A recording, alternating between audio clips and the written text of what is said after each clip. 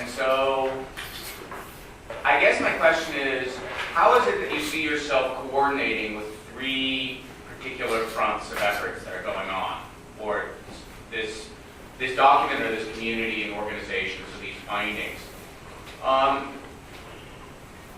And one would be the Educate to Innovate initiative, Obama's push. Can we get this? I think I've not heard of such a thorough study in any other discipline. I haven't heard of such attention by disciplinary folks on education the way this is happening. Maybe there is, and you can answer that as a sub-question. But how can we use this as a model to get in front of, to Educate to Innovate with Obama, which is this loose confederation of money and powerful people? How does this coordinate with the DBER study that's currently going on from the national academies? And how is it that we can play on this and leverage with this with the upcoming National Academy study in physics education and physics education research? So this is all a question of coordination and next steps in some sense. It's a good question. That's a really good question. I would like to add a fourth question, if you don't mind. Please. And I think that And if not, now when? no, the fourth question has to do with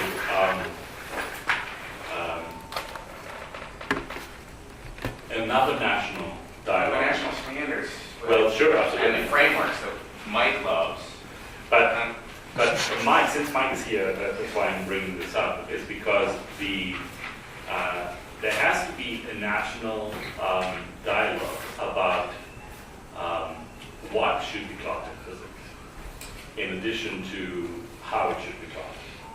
And so I think that all of the standards and all of the attempts to sort of clarify what physics and physical science should be taught K through 12 have assumed the classical canon.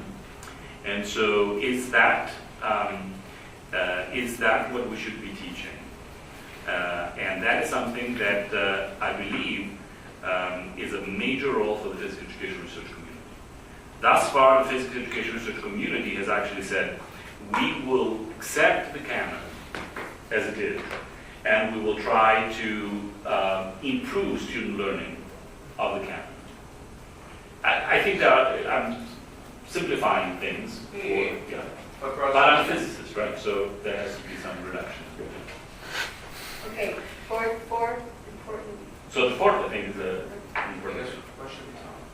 I think we can answer the fourth question and how we get a national dialogue around that. How would we do that? How would we answer that? Yeah. I mean, well, I think the answer to that is political. Why are we educating? Right? To what ends are we educating? What's the goal of our educational system? And to that end, I'm not so concerned as maybe many folks are about teaching the canon, but how we're teaching the canon in physics. Because I think it's an example, it's a tool by which we can engage students and teach them the forms of rational thought, of evidence-based reasoning, habits of mind that are productive for all kinds of areas. It's not the only discipline that does this, and it's not the only way to do it.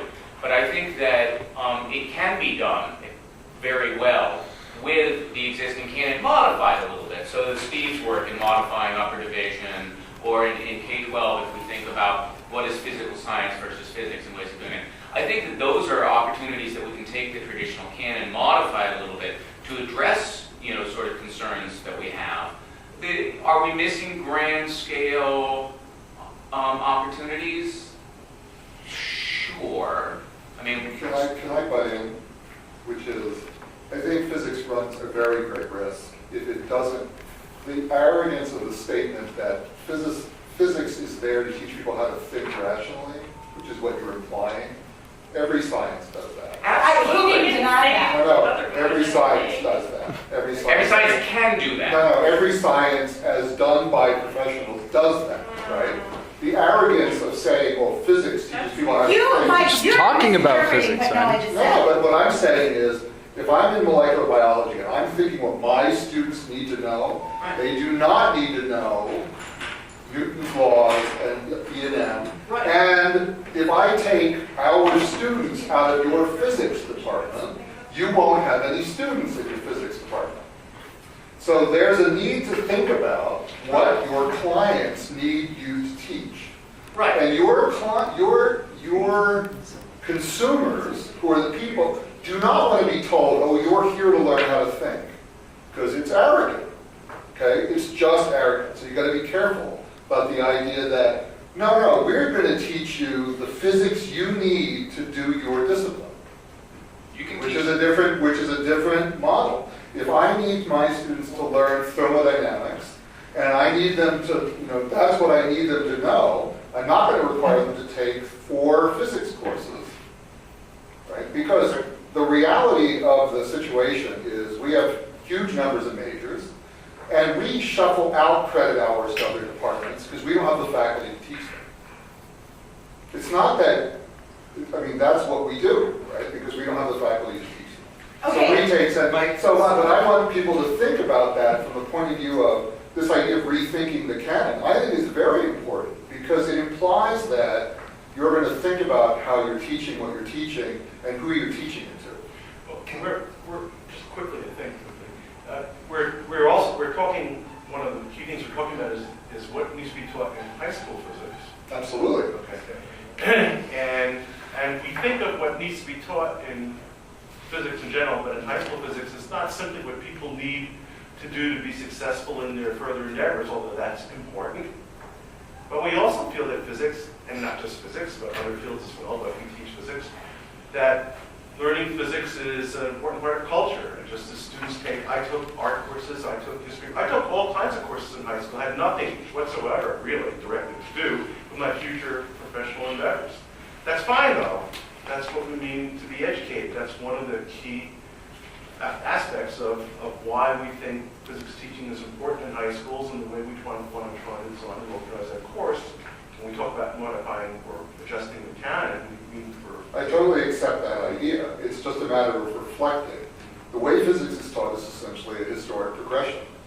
It's not, it's not like, oh, we know all this stuff, now let's rethink about how it would be taught. It's how it was discovered. The way you know about physics being taught. Yeah. And that's not important in this topic, no, as you know. Well, then somebody better inform me because I'm looking at what the courses are that our students take here. Yeah. And that's what I see. Now, maybe I'm wrong. Well, they're taught loosely in the order of the historic progression, although that's not completely true either. Not completely true, but we wouldn't teach biology that way. Actually, But let's get away from the college level instruction. I had a couple of comments. So the first one is that if I agree with Noah that we should be trying to teach people to think rationally, whatever that means. But I think before we say we are trying to do that, we should know what we mean by that. I think that's part of the problem. People say physics is a great way to teach people rational thought. I don't think we're very clear about what we mean by people thinking rationally and physics being a good mechanism to do that, but it's just sort of said. No offense. I just think it's worth thinking about. I also agree with David that, how many classes have you taken where you didn't, let me rephrase it as a question. Are you saying that your students don't need to learn things that they don't need for your class? Therefore, we shouldn't bother teaching. If I'm trying to teach a molecular biology class, I have to think about what's required for them to understand it. But that can be lots of things. That's not the answer to my question. My question is, should we not teach students things because they are not required for your class? No, we should know why we're teaching. For example, Newton's laws. Should we cut that out of the curriculum because your students don't need to know it? Is the only value to that whether or not it's useful? The question is, so I understand this. I'm saying I'm taking a molecular biology curriculum, and in that curriculum are required physics courses. Okay? Now, there's a lot of molecular biology. I could fill their entire schedule with molecular biology courses. Okay? It wouldn't be any problem. They wouldn't be able to take any other course, right? And so the question is, well, why is it that they're required to do these things? And can I look at them and say, yes, this is going to help you understand better or be more educated? My view about classical physics is it's all anti-intuitive. Nothing behaves that way in the real world. There's all air resistance and all kinds of things. Newton's laws don't apply in most cases what people experience. And so That's wrong. Well, right. Well, I want to make sure that we don't lose sight of I wanna talk about what is being K-12. made by the Yeah. National Task Well, Force. so the question is, well, what do we, so have, We're talking you're about. taking a step back and saying, these are the key ideas that a educated citizen graduating from high school should know. Yes. Or is it simply, this is what we've always taught, this is what we're going to teach? One of the key things that we're trying to teach, as other sciences are, is appreciation for the scientific approach, the scientific process.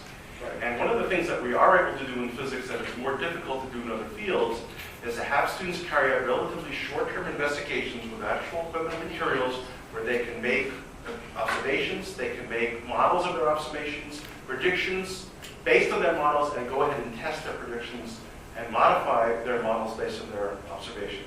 This is a very important part of the scientific process, and it's one of the things that we're able to do well. For instance, with teaching Newtonian mechanics, that's one of the areas in which it's very effective to carry this out. It's one of the reasons we teach it, not so much because not only because we think it's important for students to know Newton's second and third laws, but because in the process of investigating and understanding that, they begin to learn the scientific process. Right. And that's I think that's we a should- very compelling reason to do that. Yes, and let alone that it's an investigation of the world that surrounds us and it enriches individuals' lives so they can lead more fulfilling lives and explain to their friends about Rayleigh scattering as the sun sets and abuse them of the beauty of the sunset by talking to them about light scattering. Well, So, then you would prefer to know about what. So I'm going to now take some And I time. think that physicists should know more about evolution.